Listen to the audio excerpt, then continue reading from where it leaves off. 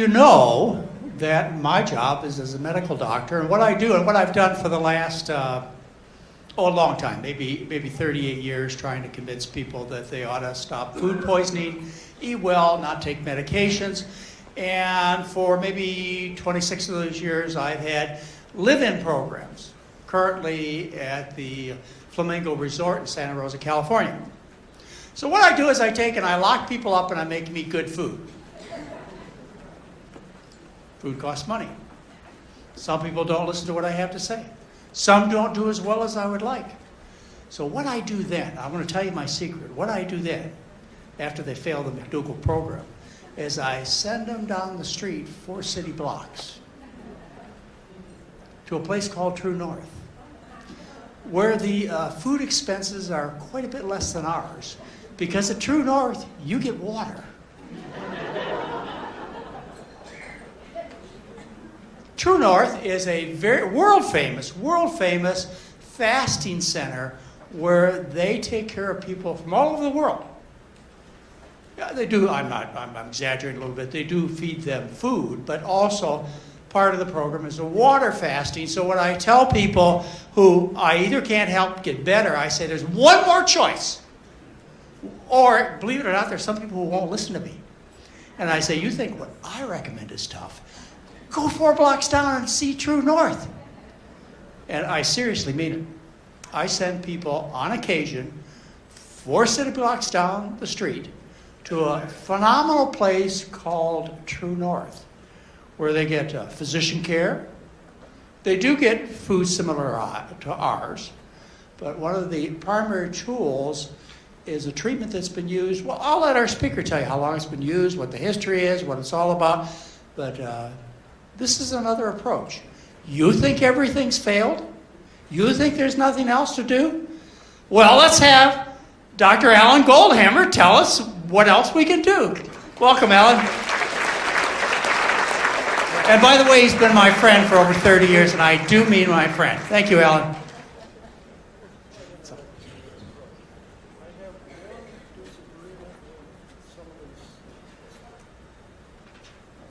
This morning, my goal is to share with you the experiences that I've had using a very ancient practice, which is fasting.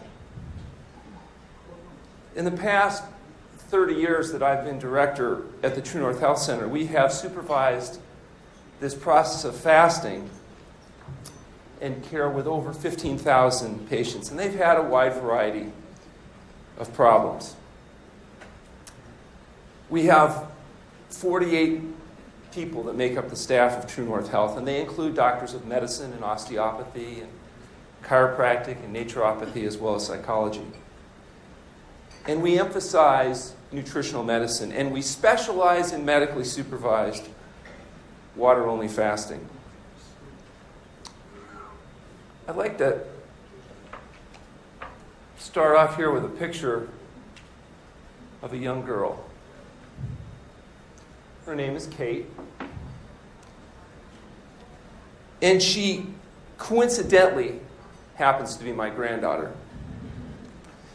But Kate was one of 250 million babies born on this planet 5 years ago.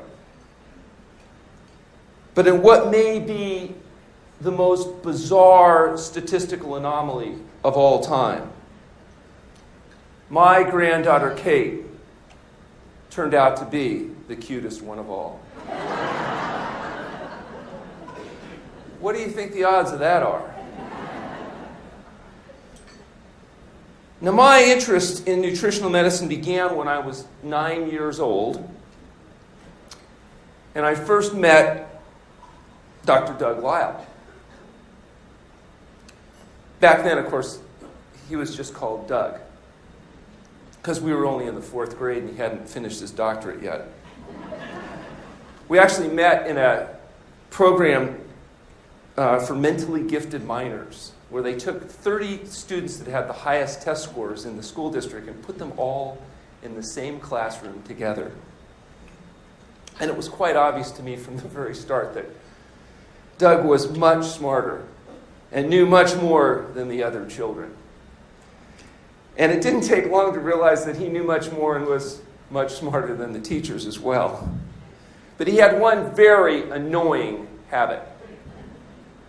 He always beat me in basketball, and it pissed me off.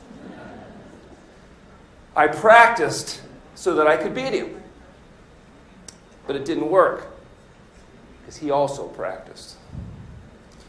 I read many books because I was looking for an edge. I read a book by this guy, Herbert Shelton, and what he said made sense to me, and so I adopted a vegan diet thinking that would give me the leverage I needed. But it failed. He also adopted a vegan diet.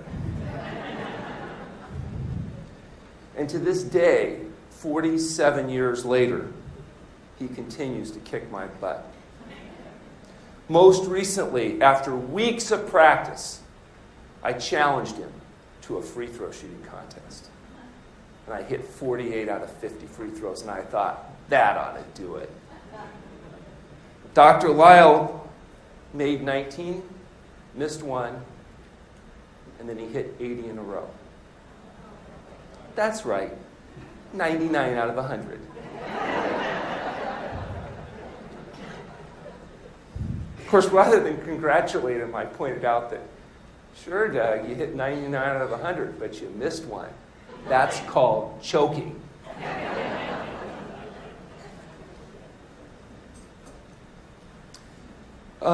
As a teenager, I met a guy named Gerald Benish, who was a chiropractor. And he told me that he had the best job in the whole world.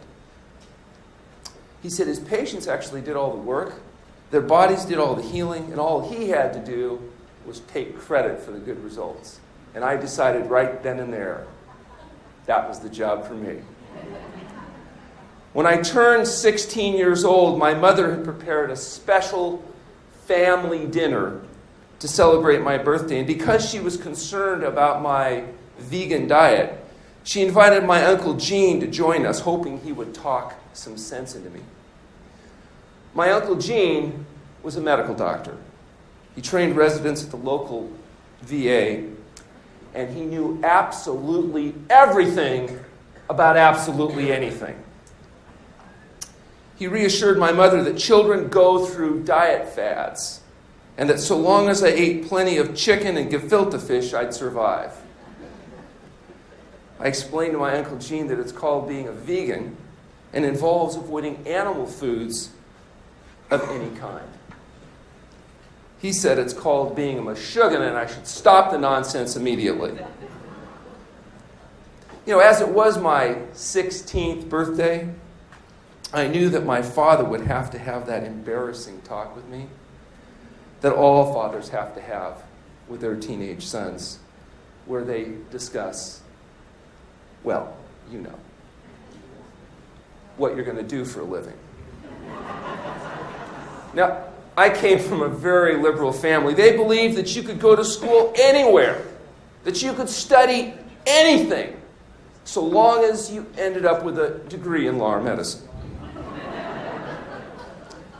So to save my father the trouble of having the talk, I decided to announce to the family that I had made my career decision, that I had decided to become a chiropractor.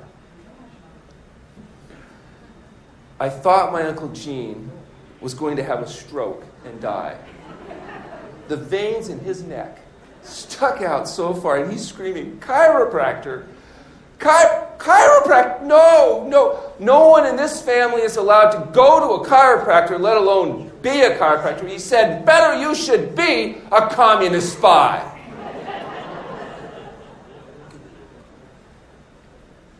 After he left, my father, who was a very serious man, he took me aside. He said, "Son, your Uncle Gene is a very prominent medical doctor, and he does not approve of your idea of becoming a chiropractor."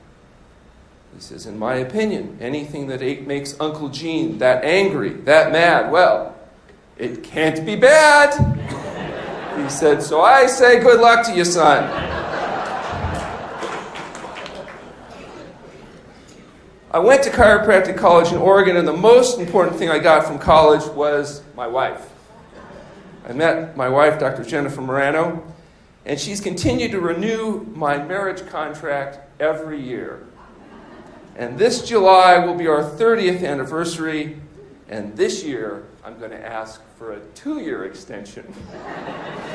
I think after 30 years, I deserve it. After chiropractic college, I enrolled in the Pacific College of Osteopathic Medicine in Sydney, Australia, and I completed an internship with Dr. Alec Burton, who operates the Arcadia Health Center that specializes in medically supervised water-only fasting. I was able to receive extensive training and experience involved in fasting supervision, and I helped care for hundreds of patients that were undergoing fasting. And I saw something really unique when I was in Australia, and that was I saw patients actually getting well. Under traditional medical care, patients with high blood pressure, with diabetes, with autoimmune diseases, do not get well. They are told to take the drugs for the rest of their lives. So how does your doctor know that you need to take drugs for the rest of your life? Because they're guaranteeing you that if you do what you're told and you take your drugs, you'll never get well. You'll be sick the rest of your life. Soon after we began treating patients with diet and fasting, a book came out. And it used the scientific literature to support the diet that we'd been advocating. And it was called the McDougall Plan. It was written by Dr. John McDougall, and it was the start of a change in the way people thought about diet. I'm not sure exactly whatever became of Dr. McDougall. I imagine he must be getting pretty old by now.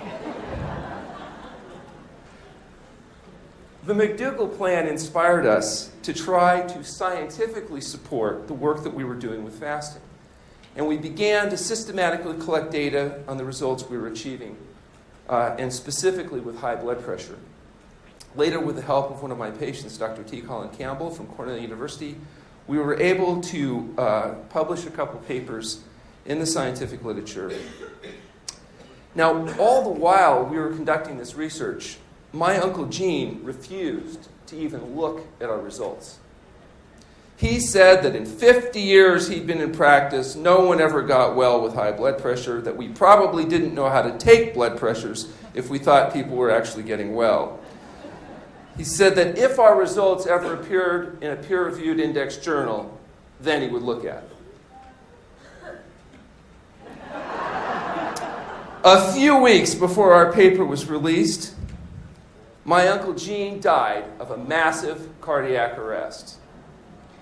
My mother insists that my Uncle Gene died just so he wouldn't have to admit he was wrong. I think he may have died from eating too many blintzes, kugel, kreplach, and knishes, but maybe we'll never know. So we picked high blood pressure to look at for a number of reasons. Number one, it was a major contributing cause of death and disability. Number two, it was pretty easy to monitor. And it was something that we saw consistent results on.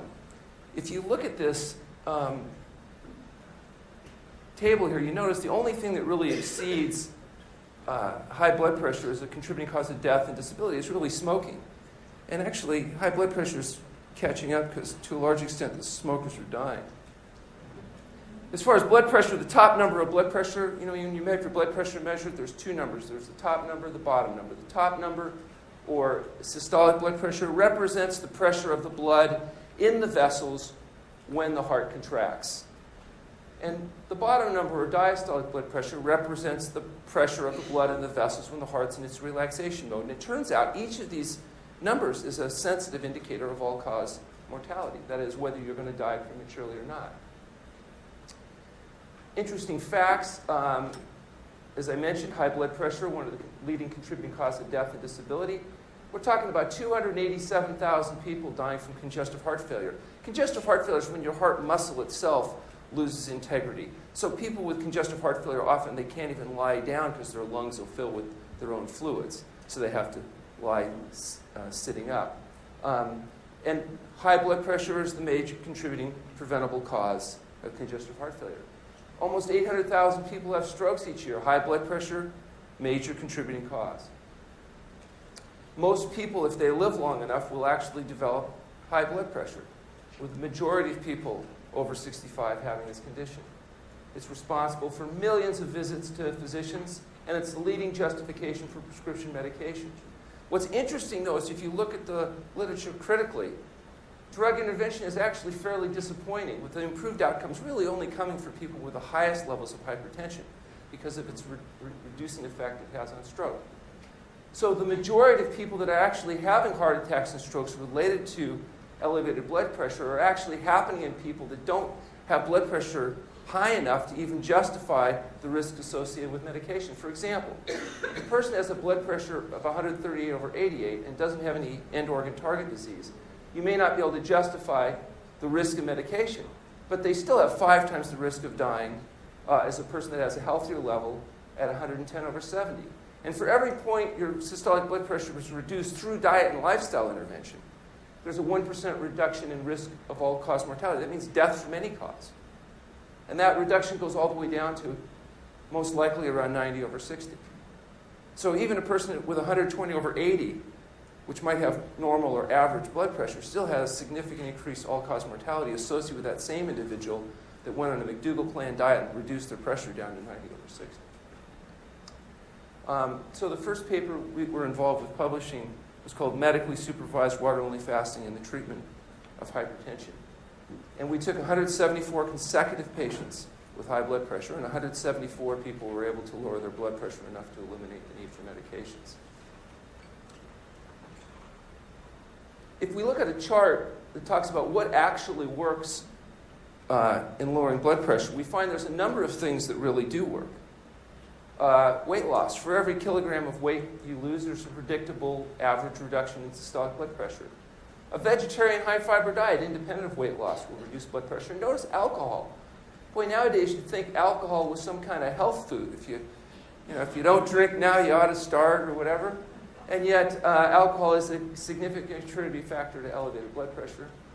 And you notice that exercise, people that exercise regularly have lower blood pressure. Drugs do reduce blood pressure, but not without significant cost.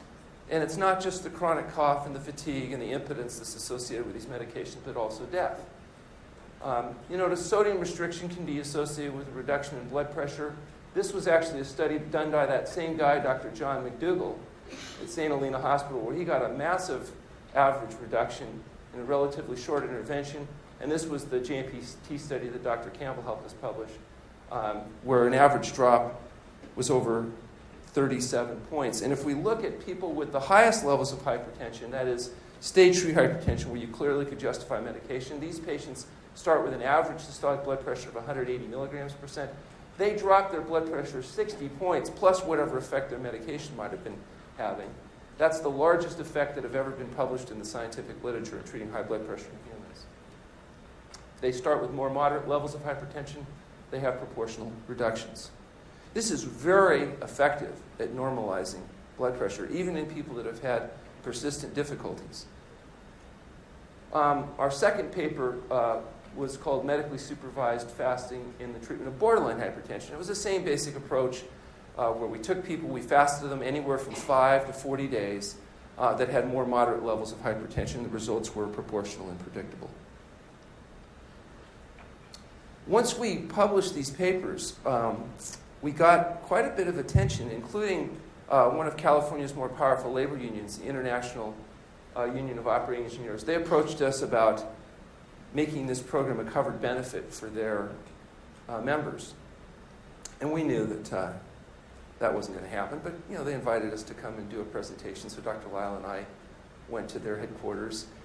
This union these guys are the ones that build your highways and crane operators and all this type. And we had a meeting room, and they had a bunch of people there for us to present to, and we presented our data. And it was interesting.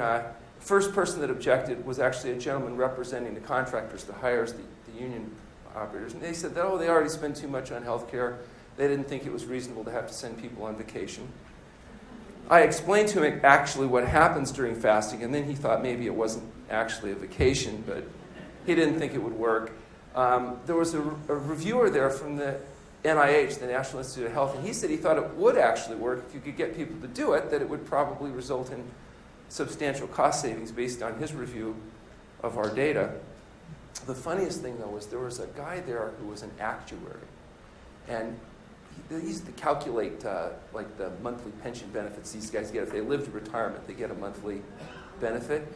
And he said, Dr. Goldhamer, if we were to do this program, wouldn't it substantially increase their retirement costs by making them live longer? I know. I thought, oh my gosh, they really think this way. I didn't know what to say. This guy stood up before I could come up with something. And I immediately knew he was a crane operator because his neck was much bigger than my thigh. And he said, listen, little man, you should remember who you work for. You work for us. He says, why don't you calculate how much money we're going to save if I come back there and break your neck? And then they voted unanimously to make the program a fully covered medical benefit for any member of the union or their family that had high blood pressure or diabetes. And for the next 10 years, we had over 100 union people go through this program. And what they asked us to do was to do a study to see whether or not it actually worked. We did a study. We took the first 30 consecutive members that they sent to us, and on a 3-week average stay, and they dropped 26 pounds. At 1 year follow-up, they were down 28. And you can see their systolic blood pressure, which dropped substantially, and they were able to maintain those results. Not as well as they should have, but they did pretty well over follow-up. And of course, when they looked at their direct out-of-pocket costs from the union per member per year, they found they saved more money in 1 year than the entire cost of the program. So they extended the program, and we went on for over a decade working with this group. Because it turns out it was cheaper to get people well than cut off their feet and treat their heart attacks and strokes. Now, what was interesting is, remember, this is some years ago, there were some people that weren't too happy with a major labor union offering a contract making this program beneficial. And so the California Board of Medical Quality Assurance determined that recommending fasting constituted such a gross violation of the standard of medical practice that it rose to the level of criminal negligence. And so I had to actually retain a criminal defense attorney to represent me against potential charges from the Attorney General's office that represents the medical board. I was the first person in my family that needed the services of a criminal defense attorney. My mother was so proud. Fortunately, eventually, with the help of our friends at the union, everything went away. This is actually a picture of my grandson. My grandson, Colin, is now just about to turn 10 years old. And he is a constant reminder to me of how much things have changed since I've been in practice. I had to explain to Colin the other day what it meant to send somebody a letter. I said, you take a piece of paper and you write your message on it, and you fold it up and you put it in an envelope and you address the envelope and you put on a zip code, and then you buy a stamp which you affix to the envelope. And you give the envelope to somebody who takes it to the post office, and they put it in a sorting machine. And then they give it to somebody else who gives it to somebody else, and then hopefully a week later your party gets the message. And he said, oh, Grandpa, I know all about that. We studied that in school. It's called the Pony Express.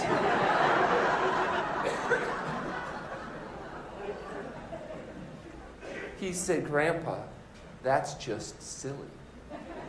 He said, you just give me the message. I scan and email it, and it's there in 45 nanoseconds. I said, well, Colin, I'm so proud of you that you know all about computers and scanning and email. And he said, why are you so impressed, Grandpa? And I said, because when I was a little boy, we didn't have computers. He said, "Oh, Grandpa, were you poor?" I said, "We weren't poor. They didn't have invented them." He said, well, Grandpa, when you were a little boy, had they invented electricity?" I said, "Yeah, my friend Thomas discovered." I said, "Of course we had electricity." He says, "Well, what were you people thinking? If you had electricity, you should have had computers."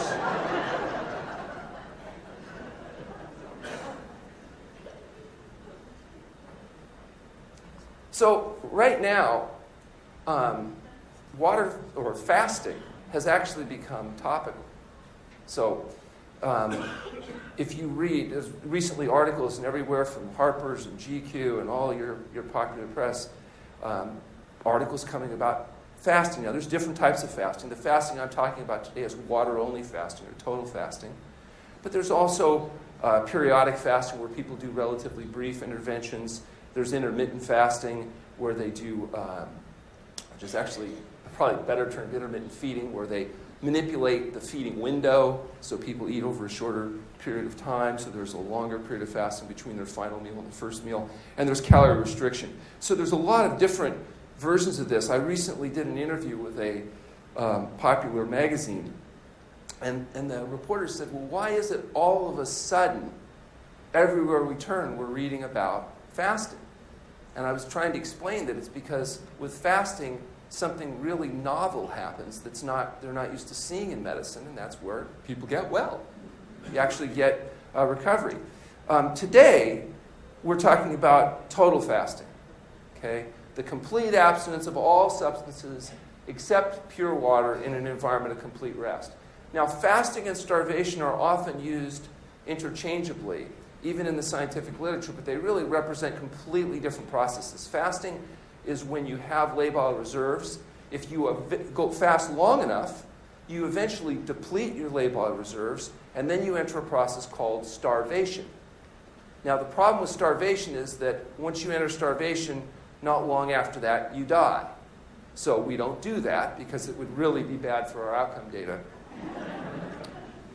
The biochemistry of fasting is such that if you take, say, a 70-kilogram male, 154-pound male, a thin male, and they're going to run about 18% body fat, which means that at a calorie per kilogram per hour, that means that thin male could fast about 70 days.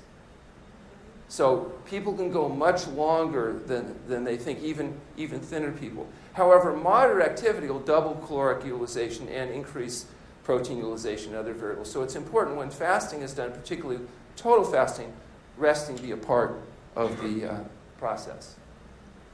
There are essentially 4 phases of fasting. You all have gone through this gastrointestinal phase. That's where you utilize the materials that are actually in your digestive system after the meal. Eventually, you use up the sugars and fats that you've ingested, and so you go through a process called glyconeogelysis, where you mobilize glycogen reserves in order to get the sugar that your body and particularly your brain needs.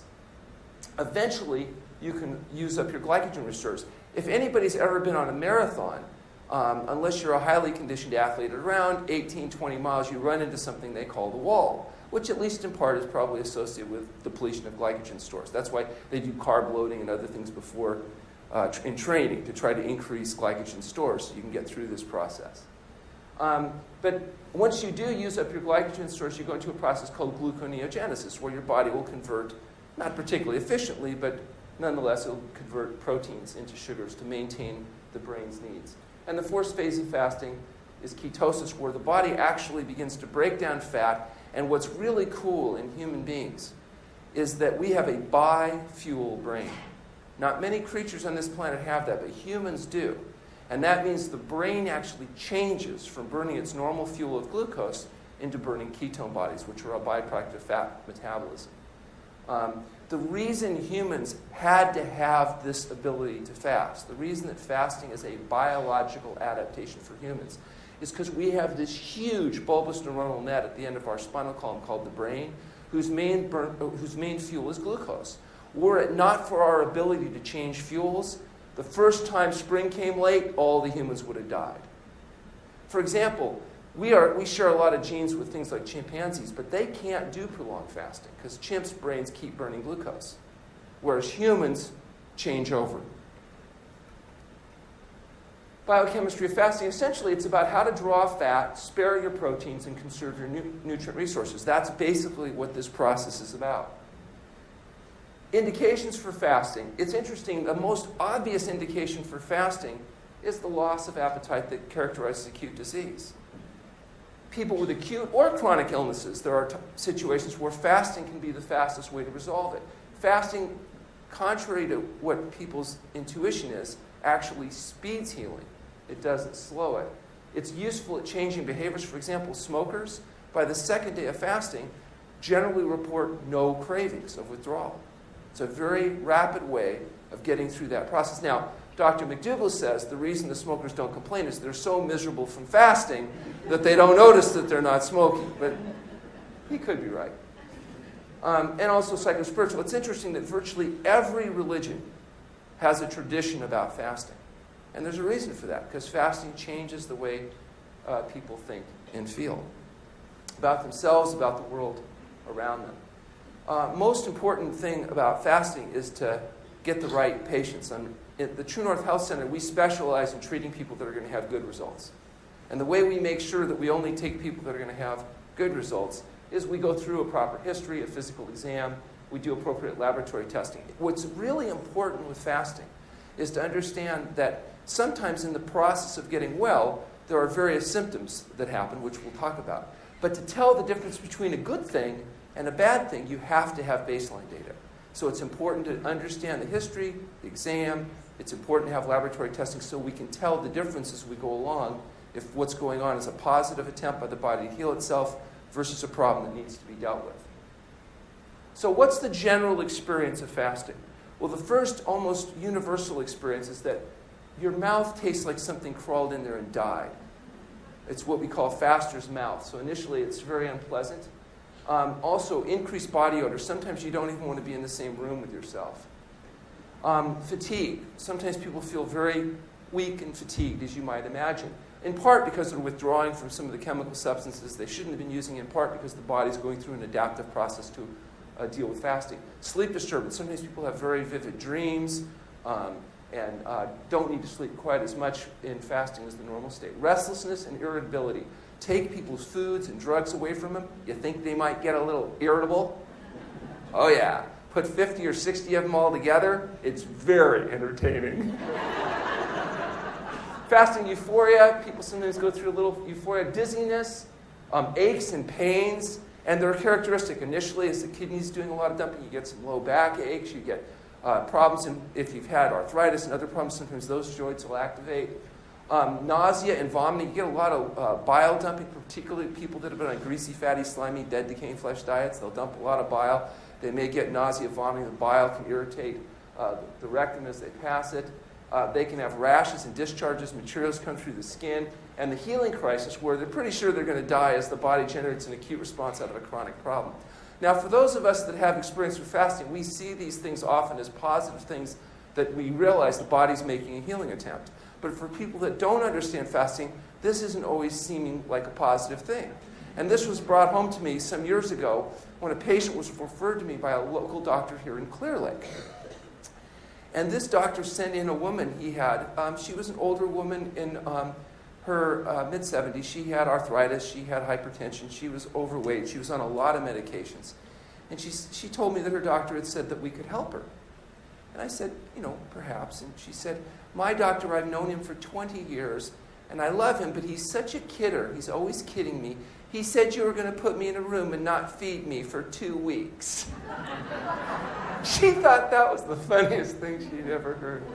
And I told her it would be at least 3. And she said, what? You mean like nothing at all? Just water only? And I said, yeah, we call it fasting. And she said, well, what would happen to me if I had water only for 3 weeks? And I said, well, first your mouth's going to coat up and taste like something crawled in there and died. And then you're going to smell really bad. And you're going to feel fatigued, and you're going to have irritability and dizziness and aches and pains and maybe some nausea and vomiting and rashes and discharges, and you may have a healing crisis where you think you're going to die. And she said, well, my, you're quite the salesman, aren't you? Where do I sign up? Well, it's interesting, she fasts 26 days. Okay? And I'm telling you the story, obviously, she had a good outcome, you know. It wouldn't be a very good story if it was like, oh, and she passed away, you know. She fasts 26 days. She goes back to Dr. Clear Lake that sent her in. And she walks in his office, and he picks up the phone and calls me with her sitting there. And he said, this is the most amazing thing I've ever seen. He said, but she said you fasted her on water only for 26 days. How the heck did you do that? I said, well, you know, she was a little reluctant. So we tied her up. And he said, you did not. And then he turned to her and said, did they tie you up? And she said, well, not till after the second week. He quit his job and he joined our staff because he said he wanted to spend the last years of his life doing something worthwhile. Fasting duration ranges from a few days to a few weeks, depending on what's going on. We never know exactly how long the optimum fast should be until the person's fasting, because fasting is not just therapeutic, it's also diagnostic. A lot of times you can tell by what symptoms the person's going from where they are in resolving the problem. For example, with blood pressure, very simple. We want to fast until blood pressure is normal, because we know from experience that wherever we end that fast, 6 months later on average, that's where the person's going to be. So if we can bring a person down low enough to eliminate the need for medication, there's an excellent chance that we'll be able to keep people free from medication. So not everybody can fast, ideally, as long as we want them to fast to get through their problem. Maybe they have physical limitations. Maybe they have time limitations. And so we have to kind of work with all those limitations, and sometimes it might be several fasts over time in order to achieve the ultimate long-term goals. And also it depends on the nature of the problem. Some problems we know take a longer time. Others can be resolved quickly. Mechanisms of fasting. Now, I mean, one of the things that I've said here that should be a little disturbing is I've said, for example, that the leading cause of death and disability is best treated essentially doing nothing compared to doing everything. How is it possible that doing nothing, like fasting, could be more powerful at affecting things like high blood pressure, diabetes, and autoimmune diseases, things like lupus and rheumatoid arthritis and ulcerative colitis and ankylosing spondylitis and asthma, eczema, and psoriasis? How could so many different conditions respond to this very ancient practice?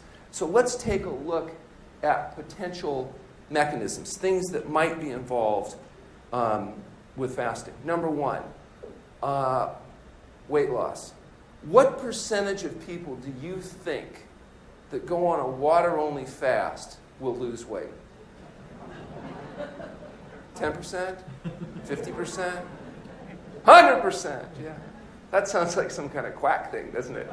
The 100% effective. But it turns out the laws of physics and thermodynamics tell us that if you don't eat, you will lose weight.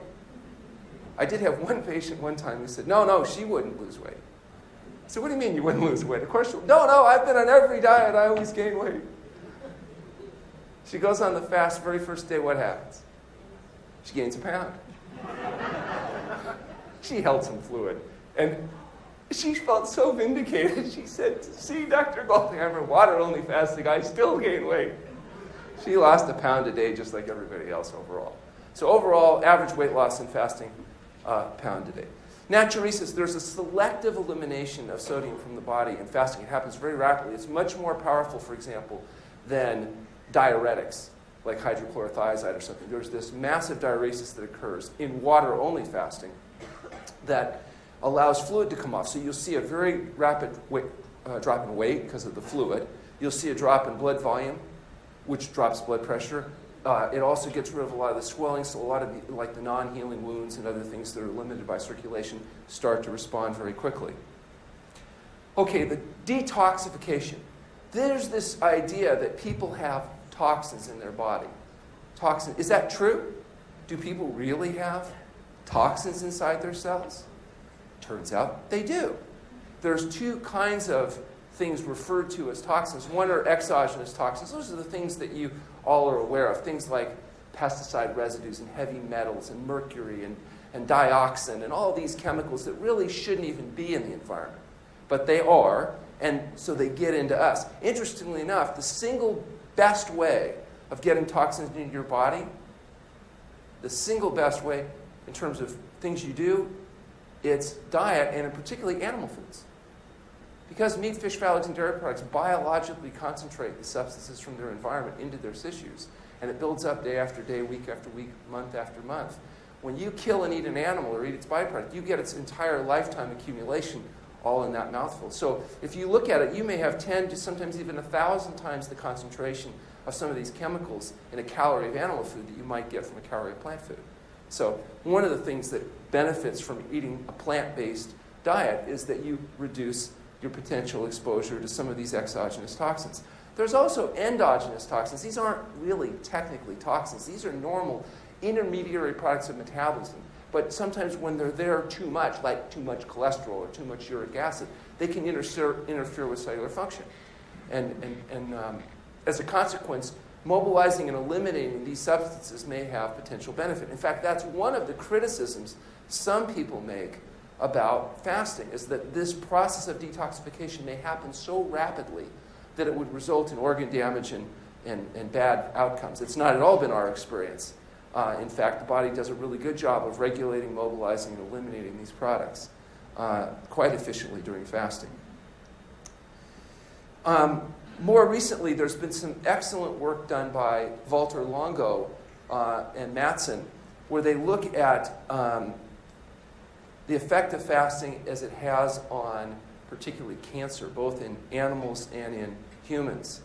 And these basic stem cells, these hematopoietic stem cells, function as a major source of morbidity and mortality. And in fact, they were thought to be irreversible and associated with aging.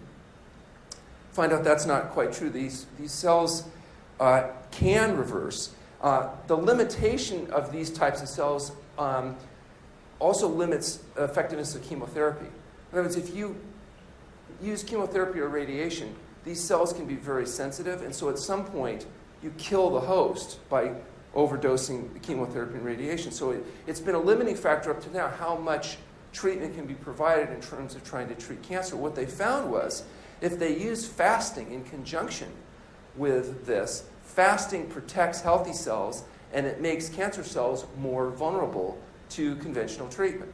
So there was obviously a tremendous amount of interest that's taken place now because it's a way of them doing conventional treatment with less toxic effect and more effectiveness. And in fact, it's quite dramatic.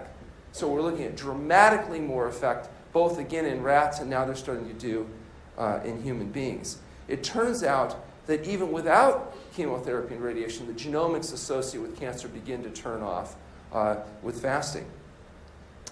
And so they're suggesting that prolonged fasting may represent a profound way of impacting both the aging process itself and enhancing treatment. This is just a diagram to give you an idea that you have these primary cells that eventually become other cells. But if you interfere with them anywhere along the pathway, of course, the critical cells that you need in order to protect your immune system don't form. And that's one of the potentials that fasting has, is to help deal with that issue. There's also there's what they call DSR and DSS. Differential stress resistance is enhanced during fasting because oncogenes, the things that control cancer, don't do a good job of regulating stress resistance. And DSS refers to differential stress sensitization. It means that cancer cells don't do well in extreme environments. Part of that's because cancer cells typically have a lot of mutations, most of which are not favorable. And they also have many of them have high metabolic rates. And so when you put them in a fasting environment, healthy cells hold up a lot better than cancer cells. You want to keep in mind that there are many theories that people are constantly forming cancer cells, and that your body's constantly fighting these off. And as long as you're fighting them off faster than you're forming them, you stay healthy. But you start forming them faster than you can fight them off, and that's where things are able to set up housekeeping. And so one of the theories is that procedures like fasting that stimulate these processes may be helpful in preventing the formation, not just in treating it after it's occurred. Also, they found that beta-hydroxybutyrate, which is the main ketone that's formed in human beings during fasting, actually provides protective effects on cells. It also affects mitochondrial function, and it results not only in better ATP production, but also enhances antiviral immunity. So it may be that we know that antibiotics are not effective at treating viral infections.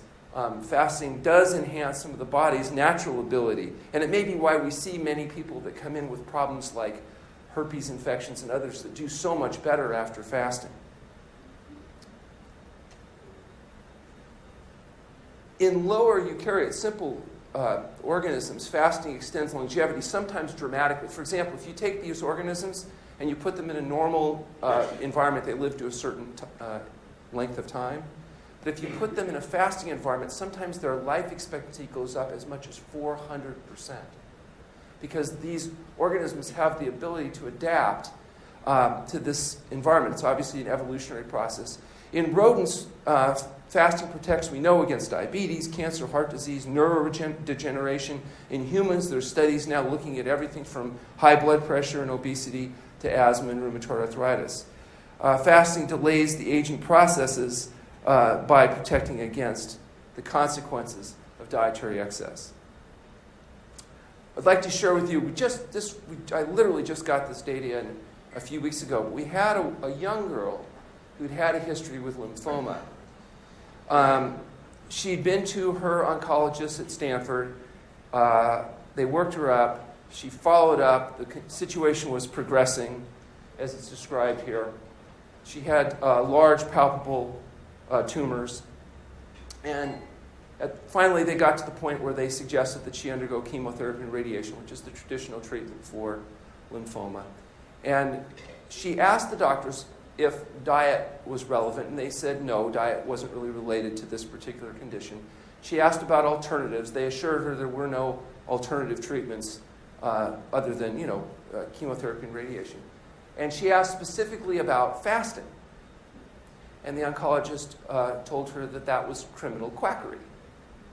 So because he was so encouraging, she decided to come to us and undergo a fast. And she did go through 21 days of water-only fasting, followed by 10 days of her feeding, at which time we promptly returned her to our oncologist at Stanford. And she said he did the double take, where he was looking at the chart, and he was examining her and looking at the chart, and he said, "What happened?" And she said, "I went to the criminal quacks, and I underwent 21 days of water-only fasting." At which point he said, "Well, I guess I'll have to have a talk with them." And so at this point, he told her that she's better. There's no sign of her lymphoma and to go away.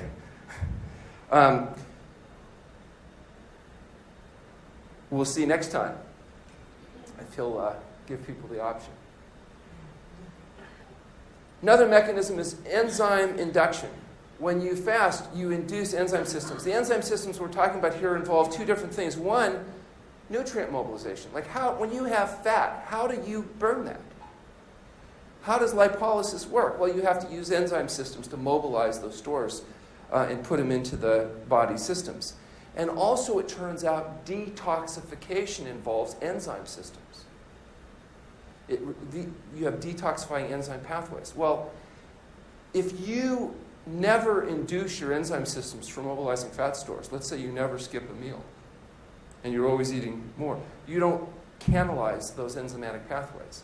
And the same thing's true with detoxifying pathways. If you don't catalyze those pathways, you don't get maximum use out of them. Think about a trained athlete. Why does an athlete get better? What's part of the conditioning response is they're forcing mobilization of glycogen stores. They're inducing those pathways. That's part of what becoming a trained athlete is. What fasting does is essentially the same thing. It forces the induction of these nutrient mobilizing and these detoxifying pathway systems. And it turns out those pathways that are canalized persist. So after fasting, you're more efficient at mobilizing nutrients, and you're more efficient at detoxifying. It doesn't just happen on the days that you're fasting. And it appears to be cumulative. So every time the animal or the human fasts, those pathways get more and more efficient. One that's receiving attention right now is BDNF, which is brain-derived neurotrophic factor, which is clearly enhanced during fasting. And this mediates fasting responses to not just appetite, but autonomic control of the nervous system. And it's thought to be involved with synaptic plasticity and neuronal resistance to injury. In other words, it's actually protecting the nervous system, which it makes a big deal in a number of conditions related to neural function. Insulin. You heard of insulin? Essentially a hormone that drives sugar from the bloodstream into the cells. What would happen if your insulin wasn't working properly? What would happen to your blood sugar levels? They go up. What would we call that condition? Diabetes. Diabetes mellitus essentially is a condition where you have enough insulin. In fact, type 2 diabetics have more insulin, not less insulin, than a normal person. But the insulin's not working. There's resistance at the cell sites to insulin working. What causes insulin resistance? The diet that makes you fat. The diet that makes you fat is associated with creating insulin resistance. So it's not shocking to find out that when you go on a fast, that insulin resistance is improved. And in fact, about 80% of our type 2 diabetics are able to achieve normal blood sugars without the use of medication, through the use of fasting. So, fasting effects. We know that fasting decreases glucose and IGF-1, and it's similar to what exercise does. It reduces blood pressure and heart rate. It affects insulin, inflammation, as well as total microbial load. We're talking about gut microbial load.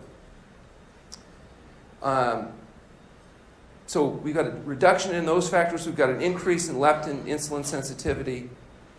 We talked about cellular stress resistance, cellular stress adaptation, and autophagy. Do you know what autophagy is? It's where the body's immune system eats up stuff that shouldn't be there, like cancer cells. And fasting normalizes the microbiota balance in the gut, and it stimulates B-cell immunity. The bottom one, though, is probably most significant in that all of the major abnormalities that are associated with metabolic syndrome are positively affected by fasting. And so it's not surprising, like, who do we see the best results in? People that have conditions that are aggravated or caused by dietary excess tend to get tremendous benefit from fasting. Gut. Did you know that you have a tunnel that goes through your body? Like if you see somebody swallow something, you might think, well, now that's in their body, but it's not. It's going through their body. Okay? So, the tunnel starts up here at the mouth, and then down the esophagus into the stomach, and then it goes through the 3 parts of the small intestine, and then the 3 parts of the large intestine, until eventually what's left gets down here to the rectum, and then there's a hole down here at the end called the anus. So essentially you're shoving stuff in one hole and then eventually trying to push it out the other hole. But all the while, it's not in your body, it's merely going through your body. And this screen represents the mucosal membrane of your intestinal tract. And nothing gets into your body unless it's small enough to get through the tiny little holes of your screen that works very much like a screen does, filtering out bugs. Like if you have a window open and you have a screen, the flies can't get in, can they? But what would happen if something damaged that screen so that the holes got bigger? Flies would get in. Same thing happens in the intestinal mucosa. If you have something damage your intestinal mucosa, you can get what's called gut leakage, where stuff leaks through that shouldn't be leaking through. Well, normally that's not a big problem at first because you have an immune system. And the phagocytes go in there and identify it and mark it and label it and eat things up, and your immune system kind of takes care of you. But in genetically vulnerable people, if this process goes on long enough, you can begin to develop very specific problems. For example, what people don't realize is in autoimmune diseases, what we call autoimmune diseases, it's actually your immune system that's creating the problem. For example, in arthritis, what causes the joint deformity? Your immune system attacking your cells. What about ulcerative colitis or Crohn's disease? What's causing that inflammation? Your immune system, vasculitis, systemic lupus erythematosus, even asthma and psoriasis and related conditions. A big part of that problem is your immune system attacking your cells. And it turns out that gut leakage may be a significant triggering mechanism in vulnerable people to this process. So you get an inflamed gut, proteins leak through, the immune system reacts, but for yet to be identified reasons, it gets confused and now begins to attack some of your own tissue. Depending which tissue your body attacks, depends on the name we give the condition. So what could cause inflammation in your gut? How about free radicals? Highly reactive molecules.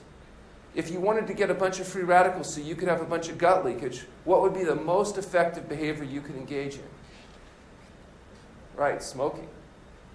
Smoking is fabulously effective at generating free radicals. Witness, have you ever looked across the room and seen somebody and they have that premature, aged, puckered, wrinkled look, and you think, ooh, there must be a heavy smoker?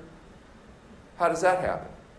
Because the smoking is associated with free radicals, and that's what wrinkles are, is premature cross-linkaging of collagen tissues. So smoking, do you think it just causes smoker's face? No, of course it affects the whole body, including the animal lining of your blood vessels, which is why they try to say, well, how bad can smoking really be? 80% of smokers never get lung cancer. Yeah, because they die from heart disease before they live long enough to grow the tumors. I guess if you really wanted to be able to market a cigarette as cancer safe, you just have to make sure it kills everybody of heart disease early enough on.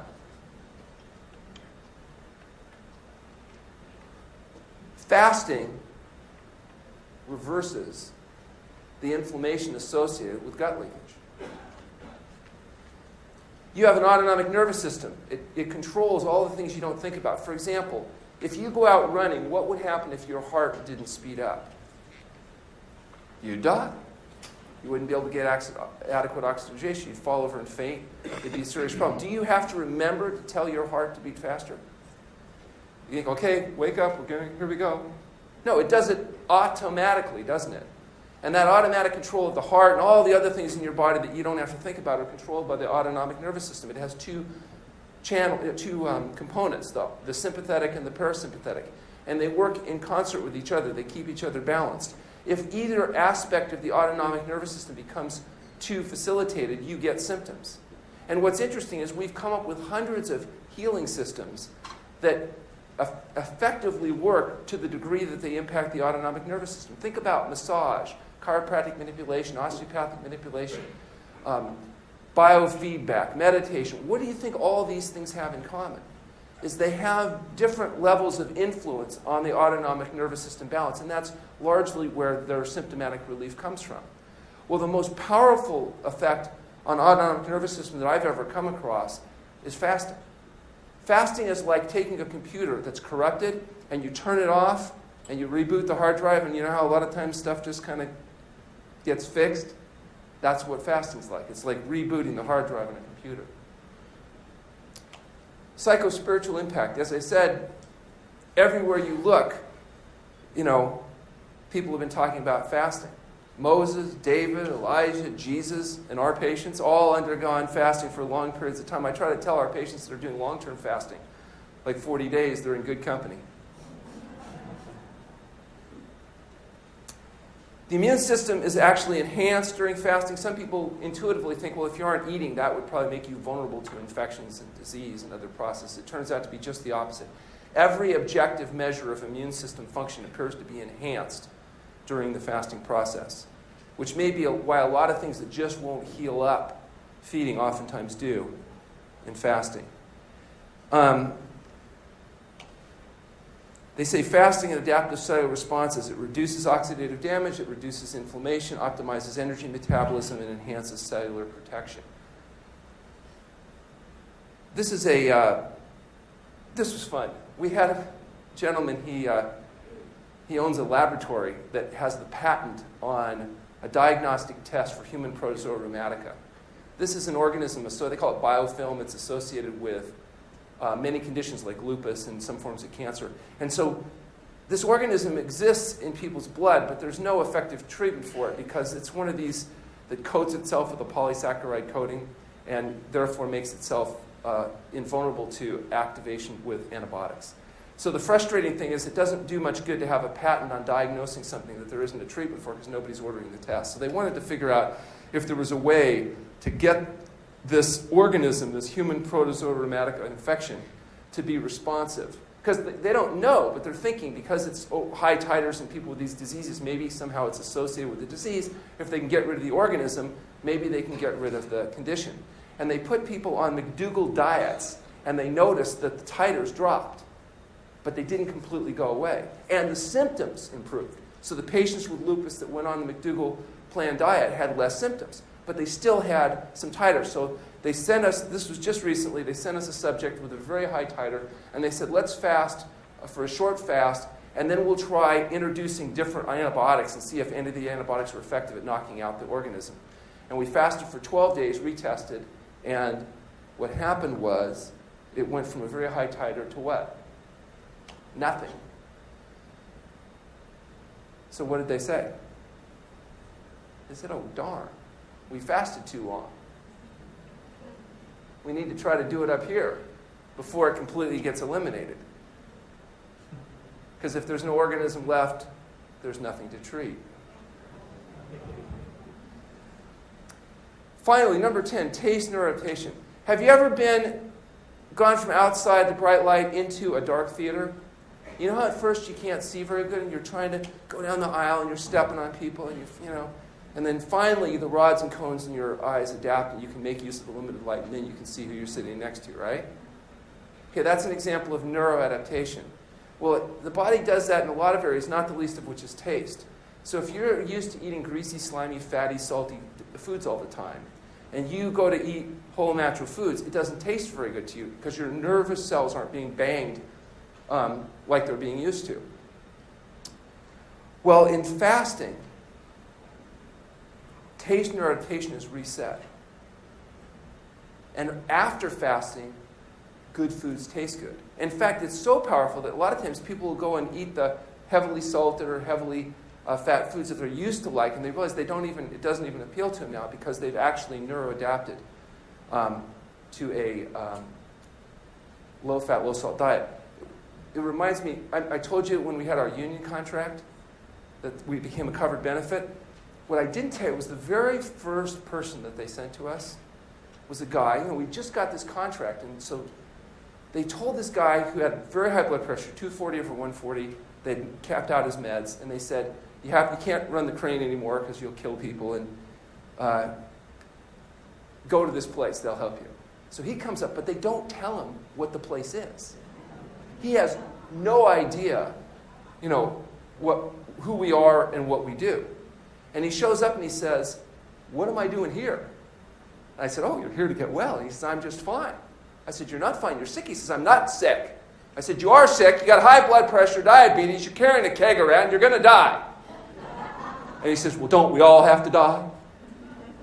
I said, well, yeah, but you're on $800 a month worth of medications you won't need once we get you healthy. And he says, what do I care? My union pays for my medications. And that's when I realized this wasn't my normal patient. And I'm thinking, what am I going to do with this guy?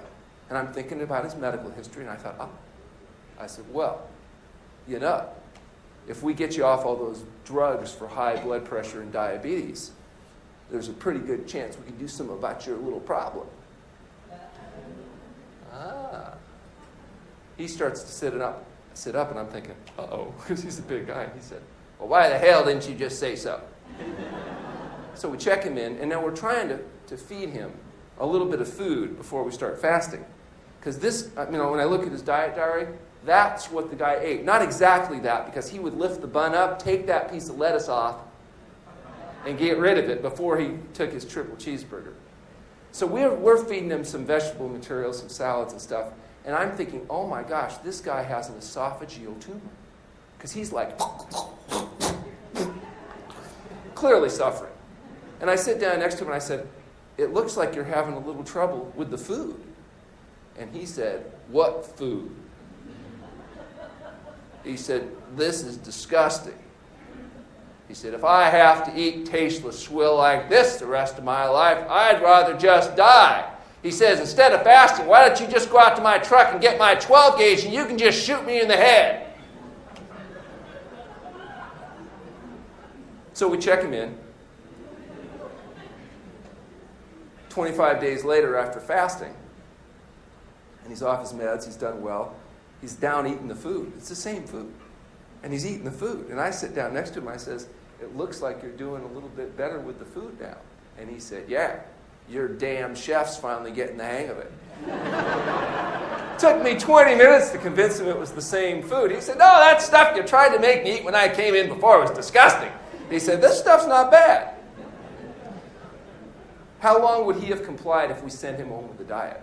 Not even a meal. Couldn't have gotten him to eat one meal. Okay? Sometimes you use fasting because people are too sick to be able to do the diet and lifestyle changes long enough to get well. Sometimes you use fasting because, they have conditions that aren't responding in a reasonable time. Although I have to say, I understand Dr. McDougall says that we're the punishment. If you don't get well in 10 days, then he says, okay, I'm sorry to have to tell you this, but off you go.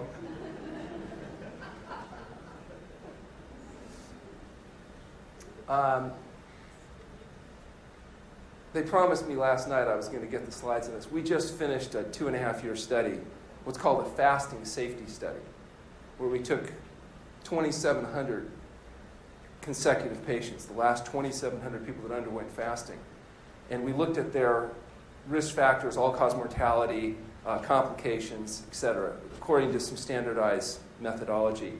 And the reason we did this is because you cannot get approval to do long-term studies in water-only fasting from human subject committees without a safety study, and there was never been a safety study done. And I'm happy to say we did just finish this data collection. The fancy slides and charts I was supposed to have didn't get here, but basically what it shows is there was no Category 5 or Category 4 events in any of the subjects undergoing water fasting. That's 2,700 patients, including a lot of really sick people that walk in. And of the 28 people that had what are called Category 3 events, most of these were people that had persistent high blood pressure that took a while to come down, so they showed up on the risk factors. Anytime blood pressure goes over 160, it shows up on our tracking thing. But those people also normalized as they came down. And so what we've done now, which is really exciting, through our nonprofit foundation, the True North Health Foundation, we've been able to produce a study that will be submitted to PLS Medicine this month. Once that's published, it'll open it up not just for us, but for Walter Longo and other people that are interested in pursuing fasting research on a long-term basis, because we've shown it can be done safely, it can be done effectively. And the future is very bright because fasting actually works at helping sick people get well. So it's kind of a new and novel intervention, although it is an ancient practice. We have 3 books. We have the Health Promoting Cookbook, which is our original cookbook, and the newer book, the Bravo Cookbook. These are vegan, SOS-free cookbooks, so they don't use any added sugar, oil, salt, gluten, or animal food. So they're rather unique in that regard, and they're very useful. And we also have our book, The Pleasure Trap, Mastering the Hidden Force That Undermines Health and Happiness. This is a disturbing book, and that's Dr. Lyle's fault. But it tells you not what you want to hear, but it does tell you what you need to know if you want to get healthy, and ultimately, I think you should all read it. If I have, I don't know if I'm out of time or not, but if I do have time, I'd like to take any questions that you might have.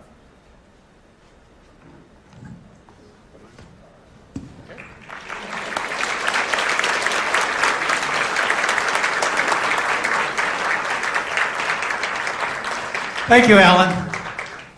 See, this is my friend, the Quack. Great job, Alan.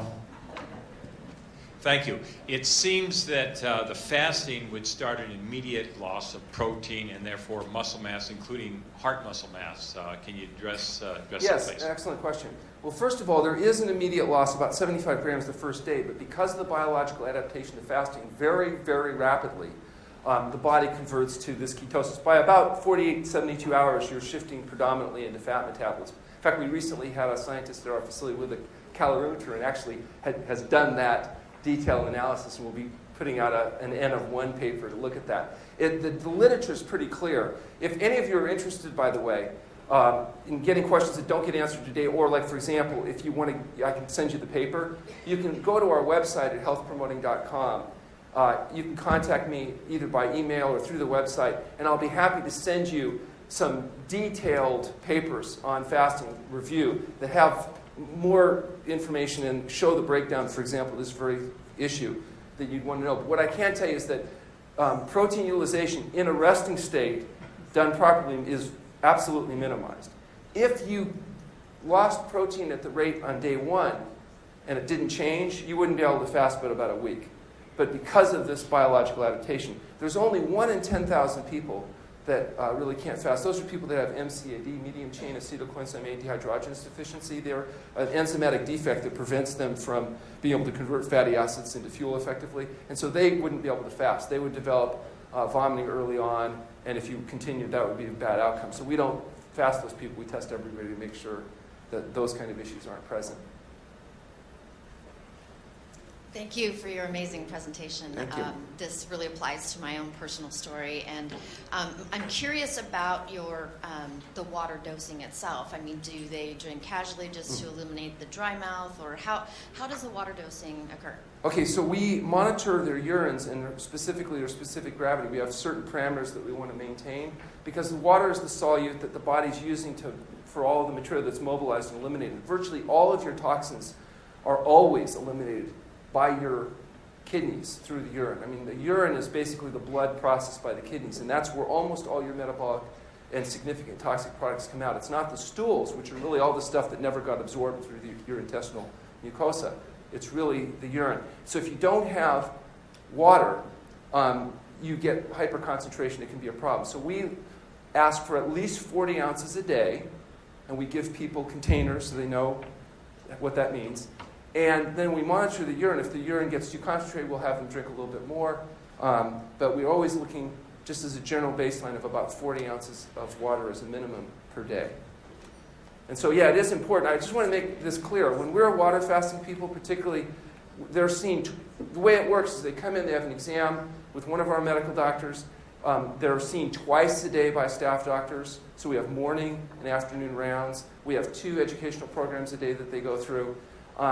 And we have 24-hour presence so that we're able to provide a level of supervision so that it is safe and effective. That's how we've gotten 2,700 people in a row to be able to do it. So the monitoring and the controlled environment, very important.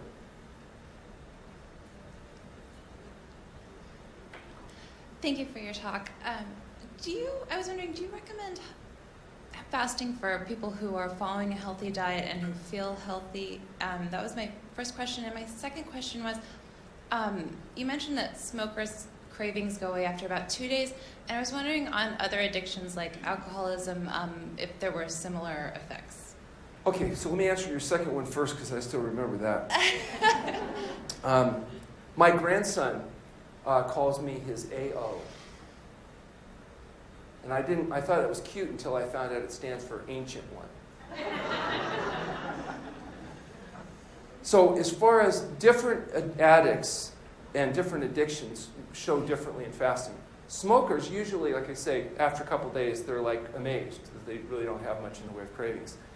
Alcoholics, a lot of times, they go to sleep for a few days. So a lot of times they're inordinate amount of sleep, which is different than the nicotine.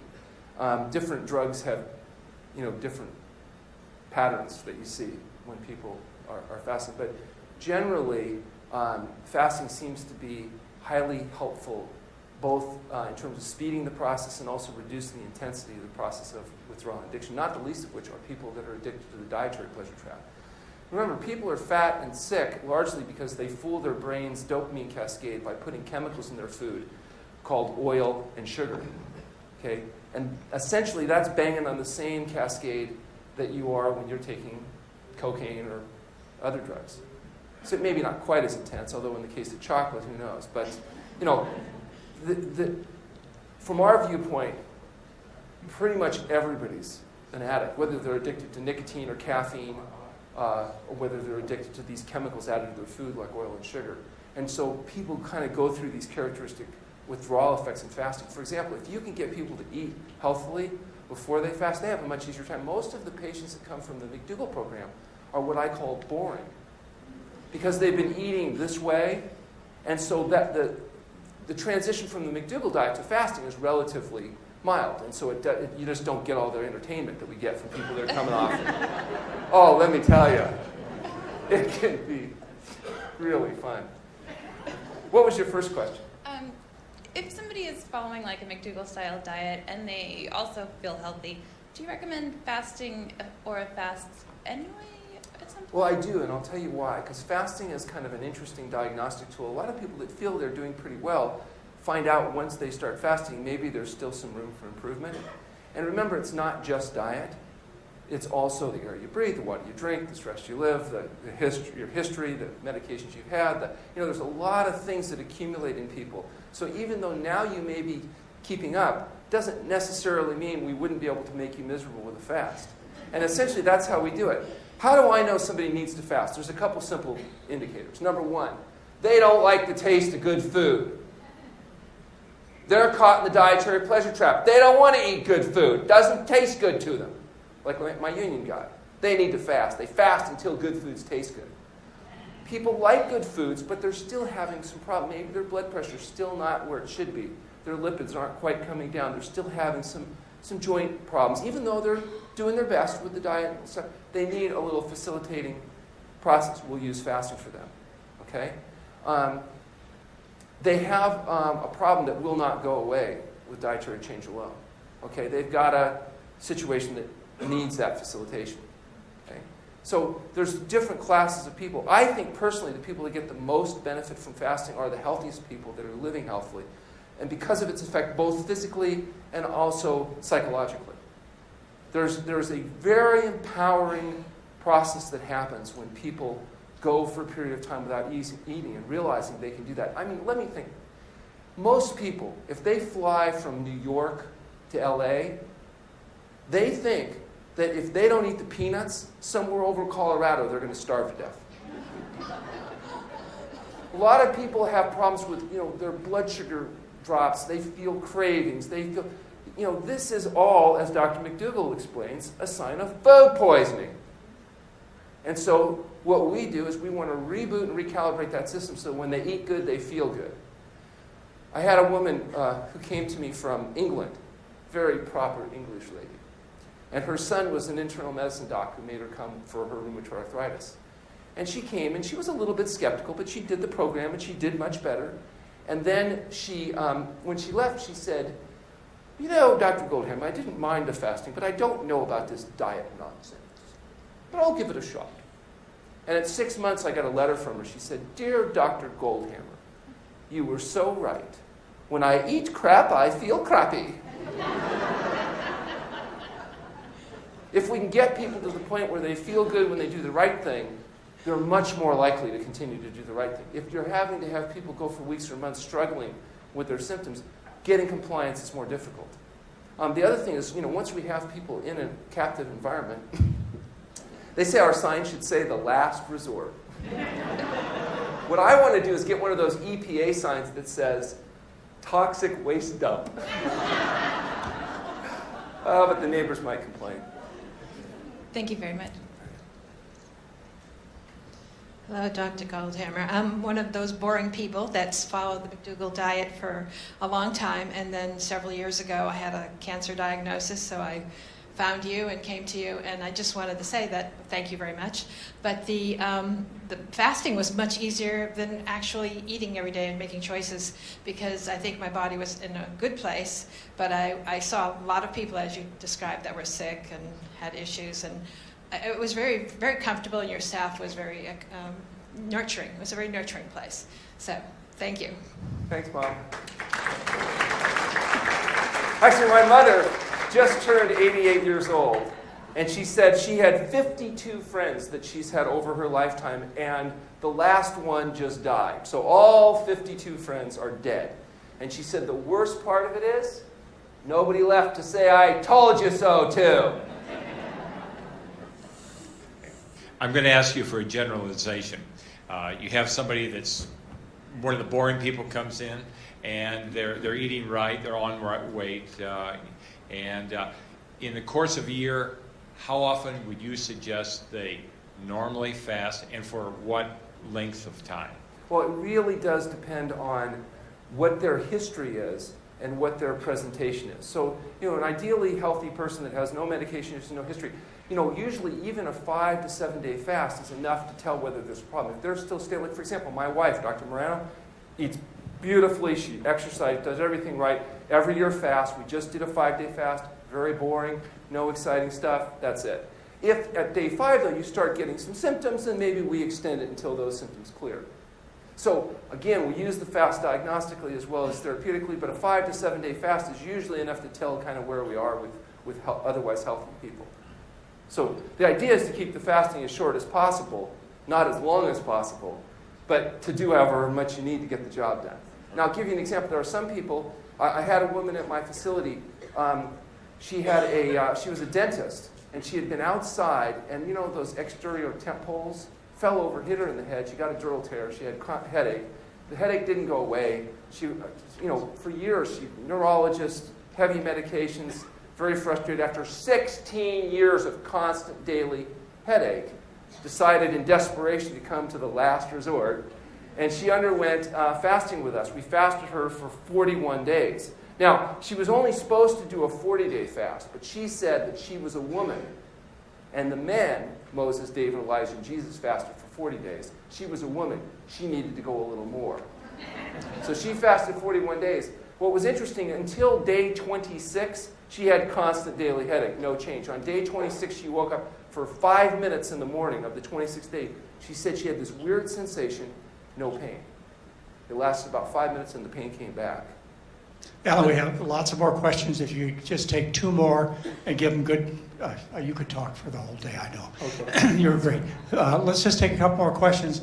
And by the way, you think Dr. Goldhamer is radical? You haven't seen me invite any bypass surgeons here to talk, have you?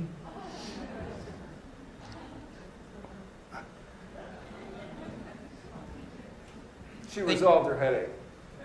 Thank you so much for your presentation. My question's a little bit different, and I realize most of your presentation is about chronic diseases. My question has to do with, do you have any experience or any data or information about what happens in the acute care setting, like after major trauma, or for the period of time that after surgery, major surgeries, patients many times aren't eating for 4, 5, 6, 7 days? Yeah, I don't have direct experience because that's not the patient population that we normally treat. We do a lot of post-surgical recovery, though, but it's not always with fasting. In our clinic, people go through fasting, but we also do a lot of healthy eating approaches as well. Not everybody's undergoing fasting, and most of the time, immediately after surgery wouldn't be the time that we would necessarily induce the vigors associated with the fasting process. So I really don't have much useful information for you there.